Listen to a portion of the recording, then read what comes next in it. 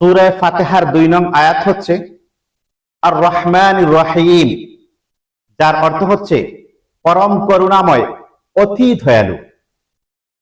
আলোচ্য আয়াতের সংক্ষিপ্ত তাফসীর হলো এই আয়াতে আল্লাহ তাআলার দুটি মহান গুণের বর্ণনা করা হয়েছে। এক, আর রহমান, যিনি সকল সৃষ্টি, মুমিন, কাফের, মানুষ, পশু পাখি সবার প্রতি দুনিয়াতে ব্যাপক দয়া করেন।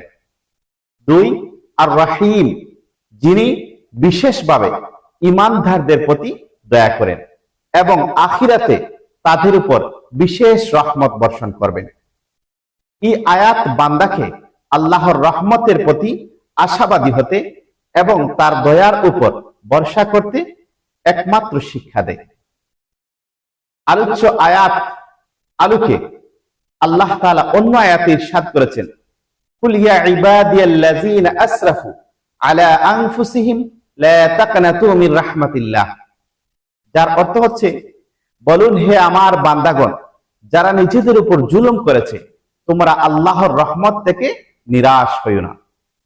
প্রিয় নবী সাল্লাল্লাহু আলাইহি ওয়াসাল্লাম হাদিসের মধ্যে ইরশাদ করেছেন, ইন্নাল্লাহা কাতাবার রাহমাতা আলা নাফসিহি, যার অর্থ হচ্ছে নিশ্চয়ই আল্লাহ নিজ সত্তার উপর রহমতকে আবশ্যক করে নিয়েছেন। আলোচ্য আয়াত আলোকে আমাদের জন্য শিক্ষা এবং করণীয় হচ্ছে এই আয়াতের অনেকগুলি শিক্ষা এবং করণীয় রয়েছে। তার মধ্যে উল্লেখযোগ্য হচ্ছে এক, আল্লাহর রহমত থেকে কখনো নিরাশ না হওয়া। দুই, আল্লাহর প্রতি ভালো ধারণা রাখা। তিন, মানুষের প্রতি দয়া ও সহানুভূতি প্রদর্শন করা।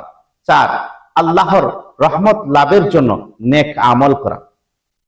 আলোচ্য আয়াত আলোকে সার কথা হচ্ছে রহমান রহিম আমাদের শেখায় যে আল্লাহ তাআলা অসীম দয়ালু ও করুণাময়, তাই তার রহমতের আশা রেখে ঈমান, আমল ও মানবতার পথে চলাই একজন মুমিনের জন্য দায়িত্ব এবং কর্তব্য।